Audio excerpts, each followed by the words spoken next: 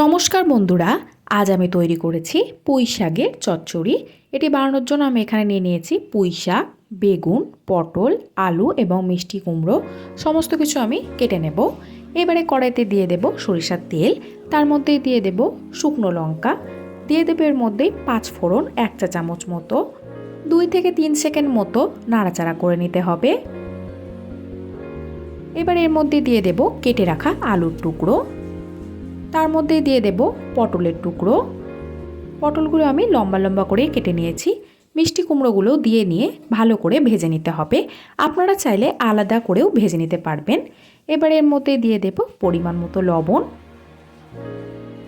হলুদ গুঁড়ো দিয়ে দেব পরিমাণ মতন।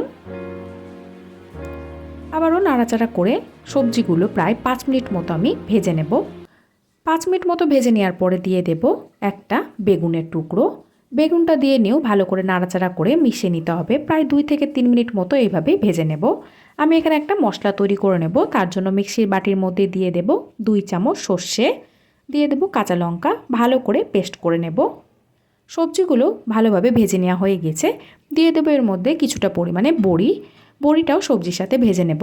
আপনারা চাইলে বড়িগুলো আগেও ভেজে নিয়ে তুলে রাখতে পারবেন। এবারে পুঁই শাকগুলো আমি কেটে নিয়েছি, সেইগুলোও দিয়ে দেব। 2 থেকে 3 মিনিট মতো নাড়াচাড়া করে মিশিয়ে নিতে হবে।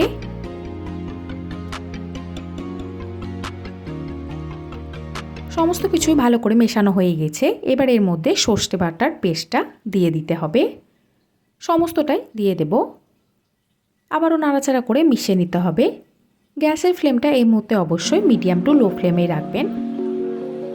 সর্ষে বাটা দিয়ে ভালো করে মিশিয়ে নেওয়ার পরে দিয়ে দেবে এর মধ্যে পরিমাণ মতো জল। জলটা দিয়ে নিয়ে ভালো করে নাড়াচাড়া করে মিশিয়ে নেওয়ার পরে ভালোভাবে ফুটিয়ে নিতে হবে।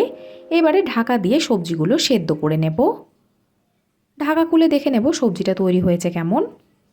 আরও একবার নাড়াচাড়া করে মিশিয়ে নিতে হবে। সবজিগুলো প্রায় সেদ্ধ হয়ে এসেছে। মিডিয়াম ফ্লেমে রেখে দিয়ে 5 মিনিট মতো ফুটিয়ে নেব।